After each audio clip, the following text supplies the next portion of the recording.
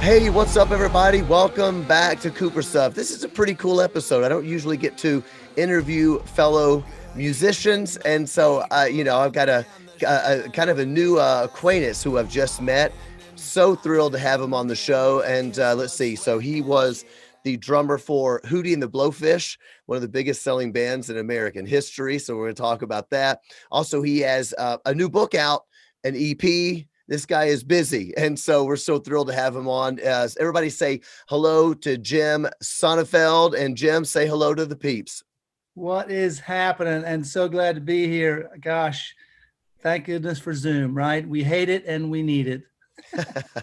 Yeah, at first it was weird doing interviews on Zoom because I was more stressed out about the technology than the interview. It might be a really important interview, and I'm like, Lord, please help it work. And I don't know how to. It was so stressful. And now, we can sit in our PJs and do interviews. It's not a bad life. So anyway, we're here to kind of talk about a ton of things. It's cool for me. I don't get to interview a lot of fellow musicians. So you were the drummer for Hootie and the Blowfish. What do you want to say about that? I mean, it's one of the biggest bands in American history. What's up with that? Yeah, it's been a great journey. It was, timing had a lot to do with it. I was trying to finish up college at the University of South Carolina. I had came down here to play soccer. I'm from Northern Illinois, so it was a long journey, but I had a little dream, and so I played my 4 years here. And at the end, I knew music was where I wanted to go, and was in a cover band for a little while, and an alternative band for a while, and was trying to understand if I could be a songwriter. I was a drummer by sort of nature, but I was learning to songwrite. I played a little piano and acoustic guitar, and at the same time, my buddies, Darius and Mark and Dean, who were in another band here on campus called Hootie and the Blowfish, were losing their drummer, ironically, following his Christian journey, which is beautiful. And it opened up a spot for me, a guy who wanted to write songs and really just give it his all, to join Hootie and the Blowfish as drummer and, collaborator. So in fall of 1989, I joined that band, and we went on. We kind of worked our butts off for 4 or 5 years, trying to get what, as you can appreciate as a musician and an artist in the 90s, was a record deal. That was the only way to get up towards radio and have more fans. And for 5 years, we drove around in a van playing our music, playing covers, getting in too much trouble, trying to learn to be good men, and mostly failing at that, unfortunately. But we got a record deal, and our song got on the David Letterman late night show, and then radio caught wind, and it kind of changed us forever. Nobody saw what the album that we had made, Cracked Rear View, for Atlantic Records, was going to do. You never know if what you do as an artist is going to work with people. Is it going to work with 20 people, or 2,000 people going to love it, or 200,000? So we really can't explain the success, but we embraced it and try to do the best with it that we could, use our influence for positive, use our influence for charity, and to have fun. We feel like maybe we were put here for Hootie and the Blowfish. I learned later I was not put here just for Hootie and the Blowfish. It's part of it, but not the whole reason, right? So, what's interesting, when I was reading your book, it sounds like you were a pretty serious soccer player. I mean, that's right? Meaning playing in college and that sort of thing. Yeah, I almost went north from Northern Illinois. I got an invitation to come up to the University of Wisconsin, the Madison campus, and I just thought, right, I love soccer and I really want to play Division I, but I'm not going further north, guys. I'm not like going to a colder region. And I said, I'm going to go south. And yeah, I was lucky. I was the only walk-on taken on my freshman year, trying out for a team that had a bunch of recruited kids and scholarship kids. And I loved it. I really was serious about it. And honestly, that was probably my only idea at the time at age 18. Soccer. I wasn't thinking about much else. And that showed in my grades, and it showed in my personal life too. I came up, short in a lot of ways. So interesting. And what's what I was going to mention. I mentioned already that you have an EP out, but you sing, you play the piano, you play the guitar. Very unusual. When I was reading the book, finding out that you wrote Hold My Hand, Right. which I don't know if that the first release that hit radio or no? It was the first one that worked. We had another Oh, like rock song that was tried at radio. It was Floundering, and we had just released Hold My Hand because we felt, well, if the first one's not working and we might only get another chance, let's put out the one that we think will work. We've been playing it live to our club audience for nearly 5 years. We knew the response was always positive, but we kind of wanted to lead with something harder edged and a little more rocking, and it didn't work. So we went back to Hold My Hand, and that's the one we played on Letterman that people, when your song is beamed into 3 million living room television sets, it can be a game changer. So it was for us. man, that's so cool. It's so unusual to hear about that, a drummer that decided to start writing songs and he ends up writing, Hold My Hand. That was such a it was such a massive hit. It's also interesting thinking about the power, when I was reading the book, I was reminded of the power of late night TV because it's not really quite like that now. But I was like, oh, yeah. I mean, at that time in the 90s, getting play on Letterman or something, that was just so huge, and that kinda blew me away. I don't know if that sounds silly or not, but reading the book gave me it's really nostalgic in a way that I feel like Right. I'm transported back to the time. Yeah, it's hard to even describe to maybe a younger generation, even my own kids who are between, 18 and 25 to say there wasn't any avenues. There was, if you could get on a radio station or if you could get on a TV show, there was cable. So you had some options, but it wasn't like there were cell phones or you had the internet to zip around and all these different avenues to get your music out there. There was very little. And yeah, the nostalgia it's fun to go back and think, yeah, that was like one of the, 2 or 3 late night shows that existed. Atlantic Records used their influence to get us on there, which was, lucky for us. And my gosh, to play a song that I had written 4 or 5 years earlier in my bedroom, thinking about, how can I say something positive with my frustration with the world and injustice and people not getting along. I just was frustrated as a young man and wrote that song very sort of naively. I think I've learned a lot since then, but the message I still 100% believe in is that we need each other. We need to help each other. The connection is where the healing is. The connection is where all the answers are. And so I believe in the song still, which is kind of wonderful. Man, and, how many records when I was reading the book, it sounded like 9,000,000. Is that right, or is it more than 9,000,000 on that first album? Well, we did what I think any artist would want to do is we were able to move from the period we started in cassettes, believe it or not, but we sold CDs mainly of that album. So it started really catching fire. It went up into the teens of sales of units, CD units within a couple years. And then what happened is, eventually that sort of slowed off, but we got downloading, right? Right. CDs died, we got downloading. So people started downloading the song or the music, and then they started streaming it, yet another format. So now the problem is, how do you measure the different ways Right. to listen to music? So they've figured out some math for that, and we were able to jump from CDs to downloading to now streaming. Who knows what's next? Maybe it just gets implanted in our brain and we get to push a button mentally. Boom, straight into your brain. Somebody pay me for that. Yeah, and I just realized I got my numbers confused. What I meant to say is that I think in the book it said I said 9. I meant to say it was the ninth. Is it the ninth biggest selling record in American Oh history? yeah.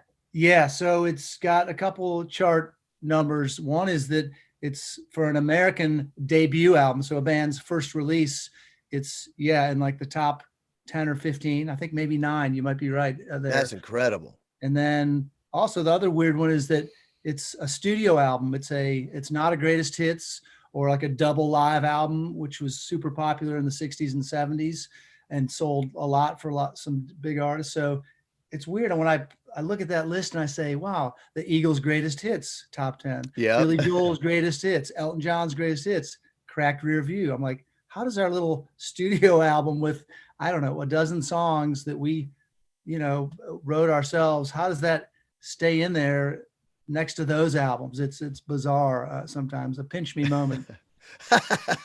I just think that's so cool. I mean, I'll tell you my very first impression of Hootie and the Blowfish.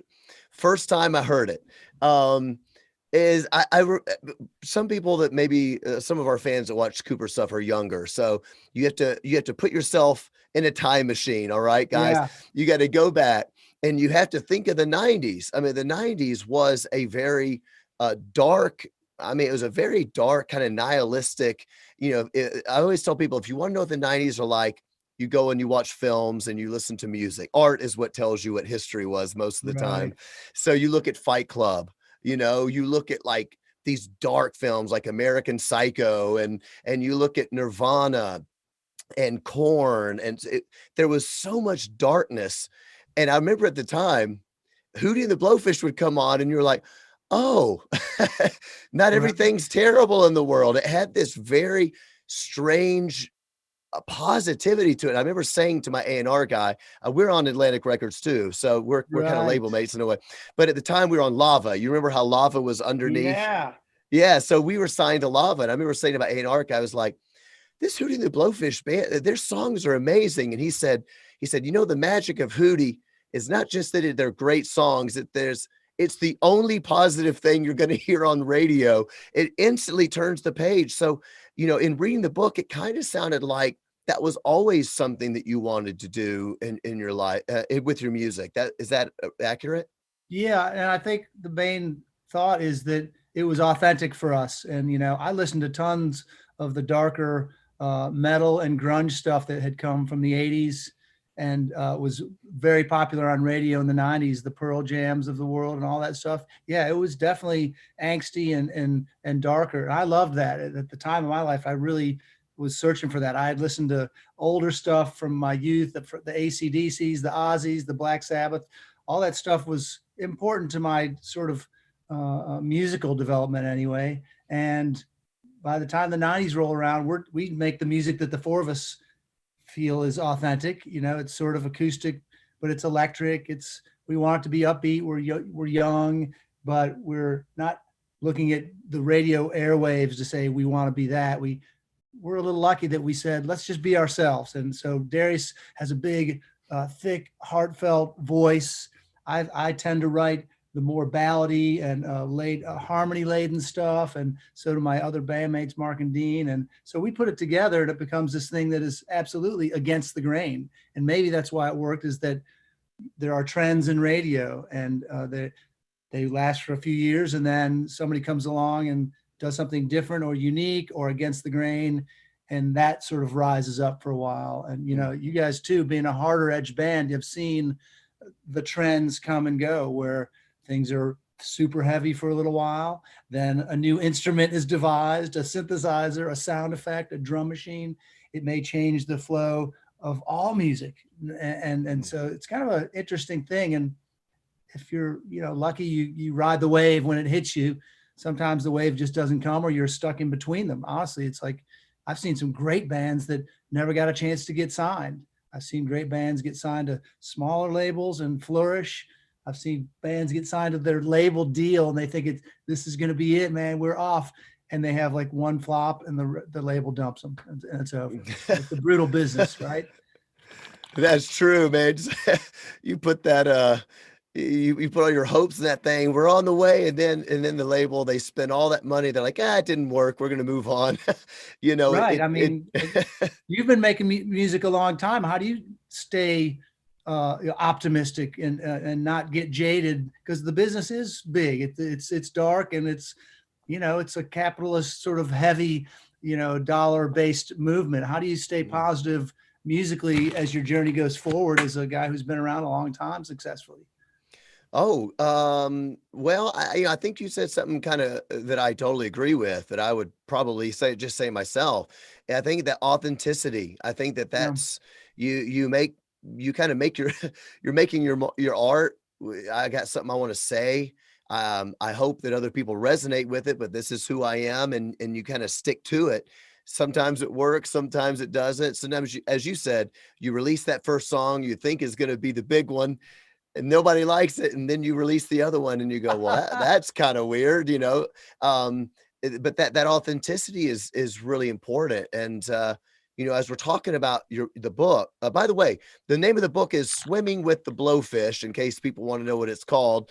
And I got to tell you, it's so weird how much it transported me back to that time period, and I felt like I was there. One of the things I hadn't even considered, which I feel stupid for not considering, is the fact that, of course, Darius, the singer, who's got an amazing voice, is Yeah, black. And of right. some of the racism or the things of people, even if they were fans listening to music, like, yeah, I like that. That's not bad for a black guy. And of course, they didn't always say a black guy. They used, you know, language we wouldn't dare say. Right. And dealing with that and the way that that made you feel, and made you feel like, hey, I want to, you know, you're a nice guy, but sometimes you want to go fisticuffs on somebody. I felt so stupid for not knowing that'd be a thing, but what was that like?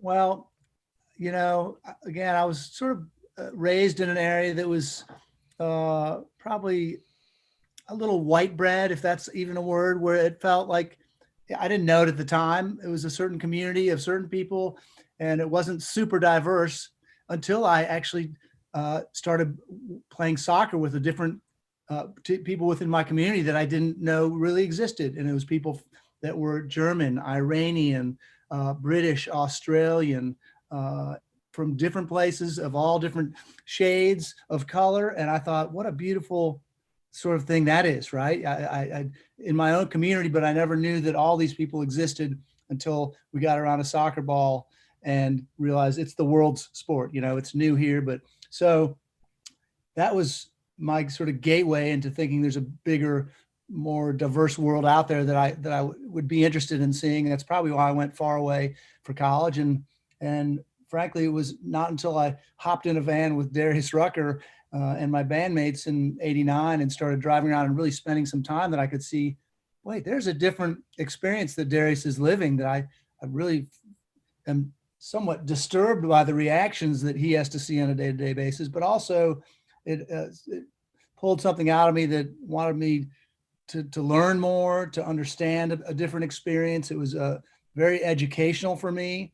And of course, since I'm a sensitive guy and I want to fight for my friends and fight for what I believe is right, it sometimes did end up in fisticuffs and some not very nice words back and forth, some thrown beer bottles, some crashing glass. It was like, but I needed to see that. I felt like it was a big gift to be able to see something that I'd never seen before, and it's helped me have, I think, a bigger worldview to say, my little narrow experience here, Jimmy Sonefeld is needs to open up and see. And the more I open up, I think I am able to understand people from different places and with different ideas, and that's a gift too. I mean, to be able to say I'm going to go to these faraway places with the band, especially in our tours, and try and have productive conversations with people that are maybe different than me.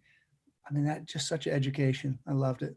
I like that. I always find that sports and music is the thing that kind of broadens that, because when you play on a sports team, it's that camaraderie, that you kind of feel like your family, no matter where you're from, and it opens up. Music's the same way, right? You go and you play with you go to a festival and you play with all these different kinds of bands, and like when I watch my friends that maybe play in R&B groups or hip hop groups.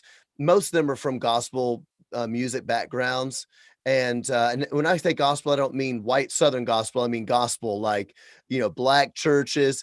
Those musicians are the baddest people on the planet. Those Oh, drummers, those bass players, you just watch it and you go, this is something I just do not understand. So I think it definitely broadens the mind. So, all right. So I really want to get into an aspect of what you do that I think is fantastic.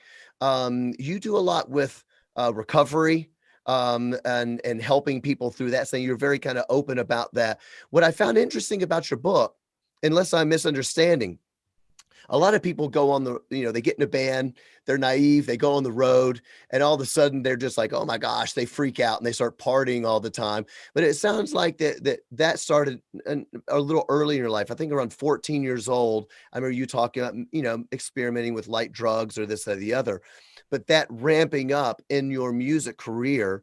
And I think it'd be really cool to talk about your journey, what led you out of that, and et cetera.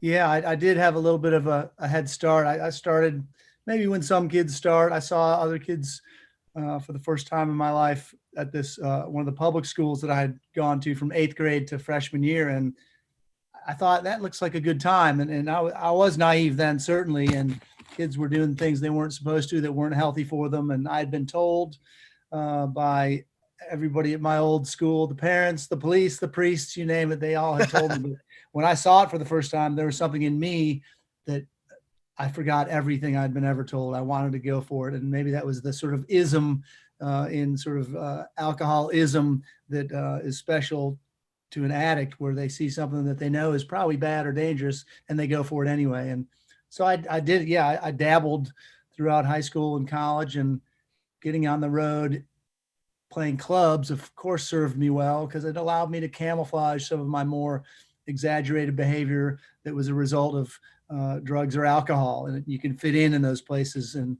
as long as you're not the one in the back seat of the cop car, you're not the worst one, right? So I always Yeah. measured myself against some other worse guy, and it made me feel a little better. But the rise of Hootie and the Blowfish to the greater audience only probably poured a little fuel on that fire already, because suddenly we had accolades, and you had people that were wanting to be your friends for the right and wrong reasons, and people lined up around the corner to buy you a drink, and I drank every one. So I ran into some trouble there, and it took me a long time to get out, because I didn't really have a God in my life that I was trying to move towards.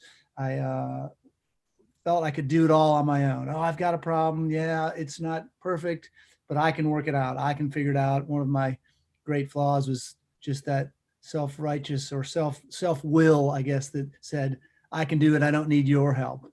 And that meant I don't need God's help. I don't need Jesus. I don't need the Bible. I don't need anything. I can do it. And that ran me right into the ground from 2000 to 2000, almost 5.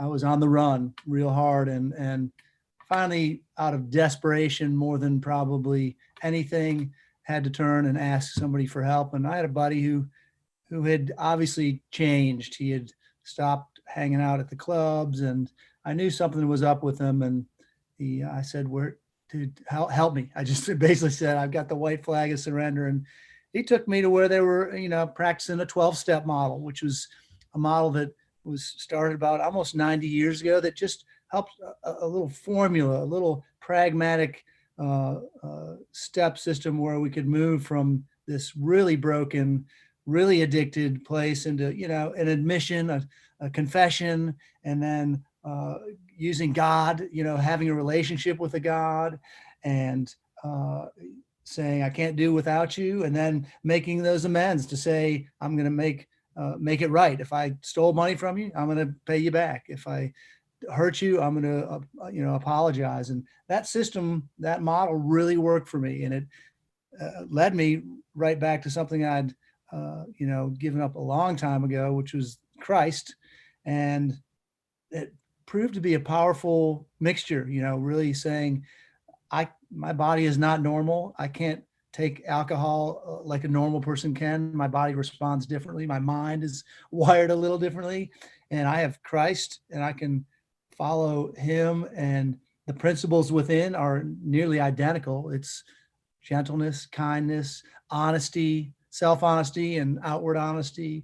It's loving one another, the action, it's tolerance. It's a lot of things, right? Good things. And I never knew they could be together. And so once I got on that road, it altered a lot of my thinking and my actions. And that led me sort of to thinking that maybe my musical gift could be used for something different. My gift as a addict who was sort of recovering or recovered could be used for something too. I didn't know that would ever be a a quality or a qualification. Like, yeah, Jim, you're going to grow up one day and you're going to be an alcoholic and you're going to help others. Can't you wait? And I'm like, no, not really. I'm not really seeing that. But, so it altered my path in a very positive way. Wow. And what was in terms of the time of getting off, getting clean and saying no more, did you have some of these ups and downs? Like what was that how what do you want to say? How difficult does it make sense? But I know a lot of people that have gone on that roller coaster, 3 days, and then I fell again, a week, then I fell again. Now I'm just drinking for 3 months again. And then what was that period of time like? Was it more like, okay, boom, or was it, a Yeah. process? No, that's a great question. Obviously, you've seen some people around you that have had struggles, and sometimes it's hard to even grasp what their thinking is that leads to taking 2 steps forward and 3 back, and Mm, it's like it's damages families and worse. So yeah, at the beginning when I surrendered, I said I just need some other thinking, and I liked what I heard. Honestly, even though I was a full blown addict, I was hoping for a solution. I honestly was like at the end of the rope. I was like, somebody please tell me what's up, because it's frustrating, it's confusing, it's so damaging. So when I found that there was an answer and some people that were practicing it successfully, I started out. I did one little stint that was about almost 3 months. I went back. I wanted to try and see if my old thinking, my old ways would work one more time. They didn't. I had some regret, but I came right back in and sort of, I guess, re-surrendered, if you will, and said, I'm going to start this again. And I started working at that time with somebody who could be a more accountable partner, somebody who'd been down the road and could really give me some good, strong suggestions, and good Christian guy. And he just really helped me. He gave his time. The main thing is he gave his time from a guy who was 40 years old, who had all this fame and fortune, thinking that was the meaning in life. He helped me to move from that over to something that was much more meaningful, to say, what are the things that are really going to take you for the rest of your life? If you're, in fact, maybe at halftime in the show, what are you going to use to go forward? And he gave me and showed me the valuable tools that work for him. And that's what the program is. And that's, I think what being reborn is. I never, when I was a kid, I used to see that word reborn, and it triggered something in me. I thought that's scary, or I didn't want it. I just wasn't sure about it. But by the time I'd reached a better foundation after a few years of sober thinking, I thought, that's what I'm becoming. I'm actually doing what they said I'm supposed to do. I'm being reborn. And because it's to change from the old way of thinking that wasn't working into something more mature, that'll take you better places. And it was bumpy. I honestly had like 2 years where I struggled to acknowledge what my real flaws were. I didn't like them, and I just was hanging on to self-pity. I was hanging on to the need for others' approval. I was hanging on to blame. I was hanging on to a good bit of pride, and then fear that, I was missing something, or fear that you might even find out who I really am. That's the thing that kept me out there using so long, is I was afraid that someone would see who I really was and what my dark stuff inside looked like. But once the light shined on it, and it got out there, and I could talk to people around me safely in an anonymous group, it was like, oh, wait, this is the answer. I need to talk it out. I need to get it out. And that's, I believe with the book of James talks about, confess your sins to one another and pray for one another. And that's where you'll find the healing. That's exactly what I experienced. The words that sounded so, dangerous, so scary as a little kid. Oh, I don't want to do that. They might find out who I am. That's what was the solution to me being alive. Now I did those things, and it's working for me. That's amazing. Yeah, I really love what you just said, because I do feel, you just confess your sins, for instance, there's something I hearing a lot right now. It's almost like people don't like the word sin. They certainly don't like the word confess. It's almost like they think we're gonna feel better if we say no, it's not sin, it's just it's a decision of this. But sounds like what you're saying, which is something that I agree with, and I think the Bible teaches, is that actually it's freedom when you confess your sin. We all have sin. There's nobody that has done it perfectly aside from Jesus Christ. Everyone else is screwing it up. And so the quicker that you can recognize, you know what, I've done some really stupid stuff. I'm stuck in this and I want to confess it. It's the freedom that comes with acknowledging, that confession. It reminds me of that great scripture that says it's the goodness of God that draws us to repentance. That's a really good thing. And I, Hmm. I think that's really cool that you said that. You said something really deep about not wanting to be found out, because I was thinking, I was going to ask you, so why do you think that you did get involved into alcohol so much being on the road? Because people do it for all sorts of different reasons. And I think a lot of people don't understand being on the road is really difficult. It's hard.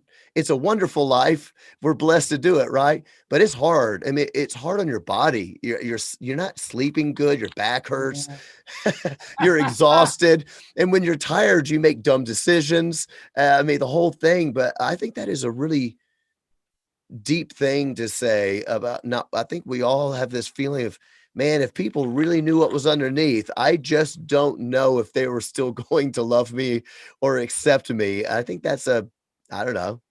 I guess you don't want to expound on it, but I found that Yeah. really impactful. If you want to say anything else about that. Well, sure. I had probably two different styles of partying, and for my first, from age 14 to 25 or even 30, I was a little bit of a thrill seeker, and I was a little bit defiant towards authority. So I was pushing back on religious authority. I was pushing back on civil authority. I liked getting away with stuff, and that was a deviant flaw that I had. That sin didn't work well over the long haul, and a lot of young people get into that. They think they're getting away with something, and they get sort of some thrill out of it. And it's, maybe for a time in your youth feels like it's not a big deal. And a lot of people do mature through that and get out of it.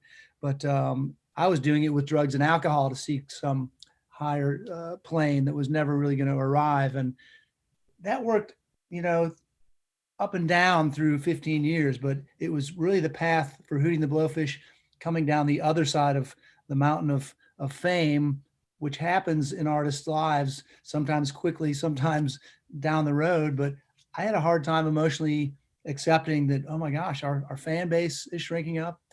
Our record label is not returning calls like they once did. We're not on the radio. They're not coming out to watch when we record the new album. I'm not sure they're invested. And so all that together was working on me, and I didn't like the feeling.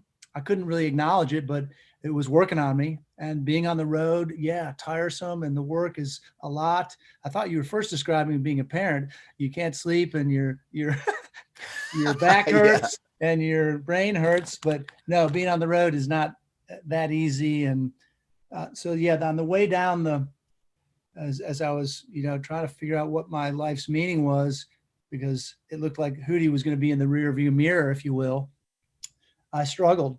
So I started drinking more medicinally to numb some pain that I couldn't deal with or accept. So I had two styles of drinking, but the main thing is that I had to understand that my body doesn't react like a normal person. And anybody may have a beer or two and get woozy, right? And they don't like that feeling. So they stop at 2 beers. Amen for that guy. I would drink two and think, well, I'm getting woozy. I want to get twice as woozy. So I'll drink two more and then more. And so the problem is I'm obsessing about putting alcohol or something in my body to give me a feeling, but my body doesn't handle it like a normal person. And then you get in that cycle. So I went in that cycle, and it went round and round until it crashed. And luckily there were some people there to pick me up, and a program and a Bible to help me go towards a beacon in the horizon. Not always exactly straight, not always perfect. It zigs and zags. I've been off the road and then you get back on. But as long as I had that beacon in the horizon that I was pointed towards, I will eventually get there. I think I'm on that sort of beam today, but hey, I'm still a man. I will say something wrong. I'll be short with someone. My pride will get in the way, and I'll beef up and say something inappropriate. I mean, I still have that capability, but I've got to realize I'm an imperfect human being, and learning how to address it and apologize, make amends for it is the whole goal. And a lot of people, I think you're right. You mentioned that people have a struggle with acknowledging who they really are, but I'm here to tell you, it can happen anytime. You can do it when you're 15 or 20 or 40, but the longer you wait, the harder it gets. Mm. And we don't want to let people see who we really are for fear that, I don't know, we're going to be found out or they're going to think we're bad, but we're all very similar in that way. On my best day where I'm quoting scripture and I'm, helping others, serving others, I wouldn't really want you to see the deep, weird stuff that goes on in between these ears. There's still, I'm still a man. I still have my hangups. So Right. we're all afraid of that. Yeah, yeah, we all are desperate for intimacy, and we're all scared to death of it once we I just want to be known. Do you really? That's what's Right.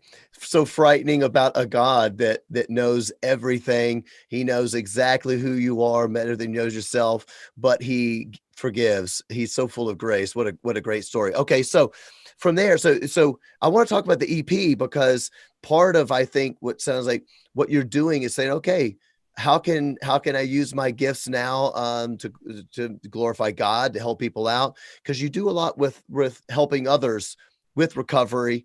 But I want to talk about that, and I want to talk about the EP. So dealer's choice. You decide which one you want first. Well, the EP called "Remember Tomorrow" is out now. It's just a 6-song EP, and it's a mixture of positive, helpful, and sometimes exactly Christian lyrics. I've been making music like that since 2012, putting out EPs with the help of some friends I know who are good producers and players and co-writers. And so I've really enjoyed that. And I get to take that music out to groups who are seeking. Honestly, like people might have a hang up that's an addiction, but there's other stuff. There's codependent relationships, continued bad relationships that we can't find our way out of. There's gambling problems. There are sex issues, pornography.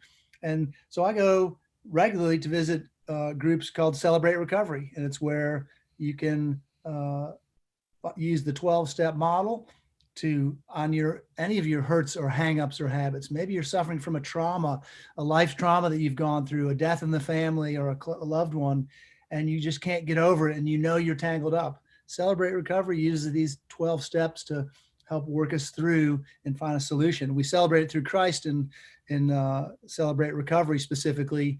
And so that's a great place. I can sing my music. I can sing about Christ. And it's a place to interact. The connection is how I stay clean. I was told if you want to keep it, then give it away. If you want to keep that sobriety and that peace and serenity, you figure out how to give it away, which is sharing and serving others. So I go out and do that. I've been doing it for a while, and luckily Celebrate Recovery has kept the door open for me. Share some music, give my testimony, and just tell people how I got from point A to point B. It's all about transformation, and it's though a Christian program there's a lot of ways I like to keep the door wide open because some people that are seeking, they're not sure, or maybe they've got a church hang up from their youth or something that went wrong. And so they need to be allowed space to work through those. So with my music, I try and keep the door open too. You'll hear songs like Bow to Him that are specific and pointed towards Jesus and God, but you'll hear other stuff that's positive affirmation that's just about, hey, don't be afraid, don't be fearful, let's move forward. We have each other. And I like that message. And I think we need that broader message to get people in the door, right? And then I think we can work on them more specifically if they're looking for Christ, and so I come from that place where I had some hangups, religious hangups, and I worked through them because people allowed me to work through them. And I'm thankful they did. They didn't put me in a corner and said, you have to do this. They said, well, we're going to show you this, and here's what we believe, but we're going to let you work through it on your time. And I needed that. And I think a lot of addicts end up needing a little space for that, or our thinking can be particularly uh, creepy. Would that be a word to describe my addict friends? And we're caught up in that self-serving fear and self-serving pride, and it leads us to dark places. So Mm. I like that I get to go out with this new EP that's called Remember Tomorrow, and it's about reaping and sowing. It's saying that, you know, what I do today, I have to remember my actions today are to a large degree going to dictate my experience tomorrow, and my families and my neighbors and the people I don't like and the people I like. I've Right. got to know, like, I used to think I could do something today, and because I'm a musician like you and a traveling soldier like that, we move on from town to town, right? I'd think, oh, I'm in Minneapolis and I've just had a regret. Well, thankfully, I'm going to Chicago tomorrow, and the day after that, I'm going to, Columbus, Ohio. I used to think I could leave all that stuff in the past, and I have to remember that's not how it works. Mm. My today is directly connected to my tomorrow, and how I show my love as an action and show my humility is going to determine what I get next. I think that's powerful. I think it's even for people who are watching that don't struggle with dependency and that sort of thing. I mean, the tendency for musicians, let's just be honest, the tendency for us musicians is, hey, life's all about me. I'm on the stage. I have the microphone. It's about my art, the way I feel. And one of the things I just think is so wonderful about the Bible is understanding that life is not about me. Life is about the Creator. And when I'm in the flow of that, then I'm at peace, and I realize where I belong. And now my life matters to the people around me. What you do actually matters, not all about you. And I think that it's a great thing for people, that whether they're struggling or whether they say, I've never struggled with that. It's really the same message, reaping and sowing. And I think that you're right. I think art is a great way to do that. When I turned on the EP, well, it's kind of funny because when somebody said, "Hey, you want to do this interview with Jim?" And I said, "Yeah, this is so cool as a musician." But I didn't know your story. And so I got this EP and I'm looking at it, I'm like, "Bow to him, Jesus, a revival." And I was like, what in the world is going on? Those sound kind of like Christian songs. But the great thing about music, as you said, is that music is an invitation to all sorts of people. Even if somebody says, I don't want to know about the Jesus stuff, but you still want them to have whatever help they can have, whatever I can do to help you through this recovery process. We want to open the door. I can't think of anything better to do for that than music. So celebrate recovery. I think that's a great thing to look into. And it's not just, as you said, or I'm asking you, it's not just for particular alcohol or drug dependency. It could be for all sorts of things. You mentioned like maybe pornography addiction. And so am I right in hearing you correctly? It's for lots of different things. Absolutely, because and their sort of motto is uh, for the solutions to your hurts, hang-ups, and habits. And if you can find Oh, anybody in your life that doesn't have any of those, I'd be surprised, because yeah. we Good do. luck. Yeah, like that guy's full of it, I think, if he says he doesn't. So yeah, and I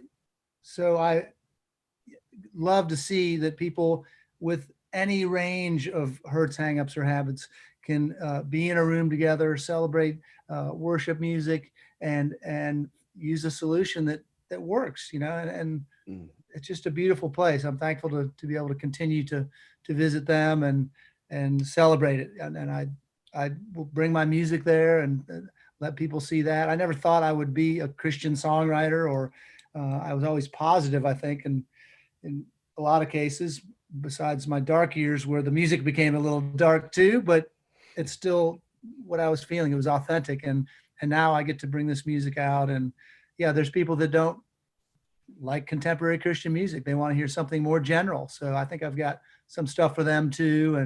And then the real Jesus-y stuff. I laughed when you said you opened the music and saw these titles and were like, what? Wait, what? I thought he was somebody different. Yeah, it's great. Well, let's do last thoughts, where people can get the music, where people want to find you on social media, anything else you want to say, this is your time to do it and tell people where to find you at.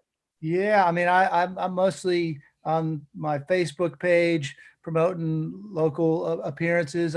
With the new book, I've been able to do combine going to bookstores, sort of the mom and pop bookstores on the corner that have like book readings and book signings. So I'm getting to sign in to do those, and that's a whole different interaction, which is a little different than performance because you do Q&A and people can ask about the book, and people can buy the music as well. So yeah, I go on Facebook and Instagram and a little bit on Twitter, and I've got a YouTube page. I love making positive videos, and we're about to release a real positive one called A Little Revival. And it's about what we've been talking about, transformation and healing. And we hope that'll get some attention. And so, yeah, we go to my socials and say hi, keep an eye out for where we'll be and when we'll be there, trying to get out of town. I get to go to my hometown this fall, Naperville, Illinois, where I grew up, and do a event there with a bookstore. And also we're going to hopefully play some music. We haven't announced the exact details yet, but to go home is meaningful to me, and to be in Northern Illinois in October will probably feel like the dead of winter in South Carolina. Yeah. better than February. Yeah. Yeah, that's for sure. Well, man, what an absolute pleasure. I'm really thrilled we got to do it. I really loved hearing your story and just find out what you're doing. I appreciate it. And I hope everybody had a great time watching this. Go check out Jim on all of his stuff, and have a great week, guys. Read the